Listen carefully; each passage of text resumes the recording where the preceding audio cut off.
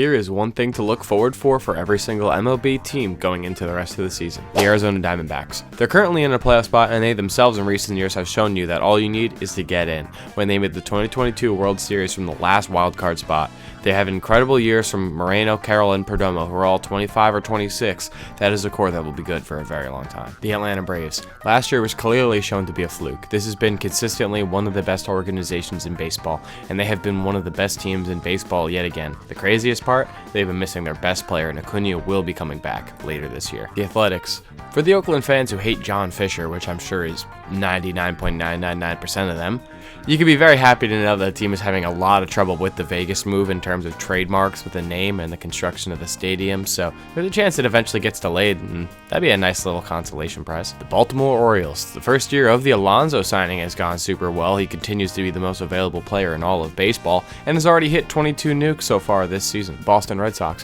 What's not to be excited about for the hottest team in baseball? A terrible start that so quickly got turned around. It'll be tough to catch the Rays, who sit 7.5 games ahead of them in the AL East, and the 15-game win streak gave them immense momentum. We'll see if that can carry over to the rest of the season and into the playoffs. The Chicago Cubs. Sitting at the top of the wild card in a great spot to make the playoffs. Who else would I talk about other than Pete Crow Armstrong? He could very well be the MVP of the league, 6.5 WAR, already 23 homers and 932 OPS, all while playing the most elite defense in the entire league at center field. The Chicago White Sox. What a turnaround for being one of the laughing stocks in the league. They sit on top of the AL Central, and the best part is that most of the starting lineup is in their early to mid-20s, so this could be a great season to continue to build upon. The fourth quarter. We make videos about the MLB and NBA all the time, and we've been friends for so long, so you should hit the subscribe button. It'd be really appreciated. Thank you so much. The Cincinnati Reds. Chase Burns' bump days are always something to look forward for this team. He's been incredible this year, a 2.42 ERA and a 12-1 record. The team simply wins when he's on the bump.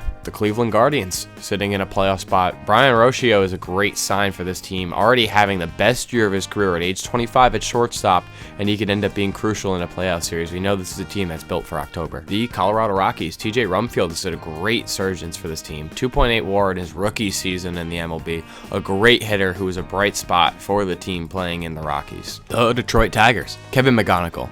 That's all I have to say. The Houston Astros, only 2 games back of the wild card with plenty of baseball to play. And you know they have guys who could get hot in the playoffs. Any season you get to watch Jordan Alvarez hit baseballs, where he's been the best in the entire league this year, is a good year. The Kansas City Royals. Bad season overall, but when Bobby Witt Jr. is on your baseball team, there's always something to look forward to. One of the best players in the league, and if he goes on a tear when he comes back from injury, he could be in the MVP race in the National League. A mostly healthy season for Mike Trout will always be a good sign, no matter how bad the year. Getting to watch one of the game's best nearly every day can keep Angel fans watching. The Los Angeles Dodgers, best run organization in all of sports. They're looking for a three-peat, and in all honesty, they're the team to beat come October. Anything can happen, but don't be shocked if they're the ones holding the Commissioner's Trophy come October. The Miami Marlins, even though they're below 500, they are 2 games out of a playoff spot in the NL. Otto Lopez has been awesome and got his first All-Star nod this year. The Milwaukee Brewers, this team is just ridiculously good, man. This is really a team I could see going all the way this year. They have studs all over the roster, but if I can highlight one player, it's got to be Jacob Mizrowski. I mean, watching him pitch is must-watch TV every single time. The Minnesota Twins, 1 game out of the wild card spot. Taj Bradley's having a great year on the mound, having one of the best years of his career by far at only age 25. The New York Mets, Carson Bench, AJ Ewing, and Juan Soto are locked in to be the team's outfield core for years to come. They have really been a special sign on a very bleak season in New York. The New York Yankees. Usually this team falls to shit when Judge gets hurt, but this year they've done a very good job staying afloat without their best player. They can be a real threat to win it all when their captain comes back for the playoffs. The Philadelphia Phillies. They really did a good job coming back from a terrible start. Schwarber is having another incredible year. He already has a staggering 33 home runs as he looks to propel his team to another NLCS. The Pittsburgh Pirates, 1 game out of the playoffs and the best shot we've had at Bucktober in quite some time.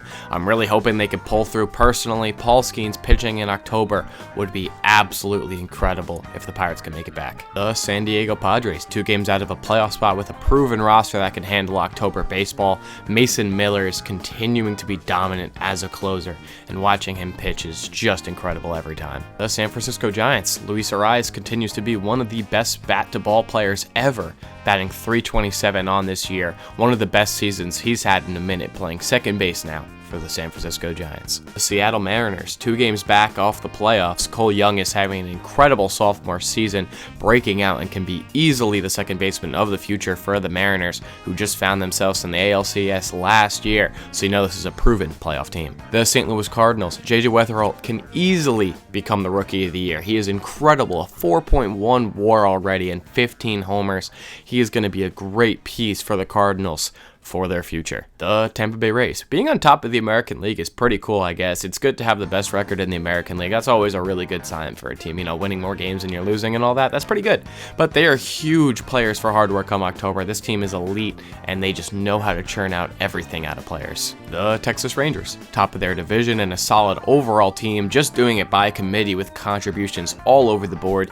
Seager has had an injury-plagued season, but he will be back. If he's not traded at the deadline, he could be a huge piece for this team come October. The Toronto Blue Jays. It's been a rough year for Jays fans, but hey, those playoff highlights from last year should still be on repeat. What an awesome run, going all the way to Game 7 of the World Series.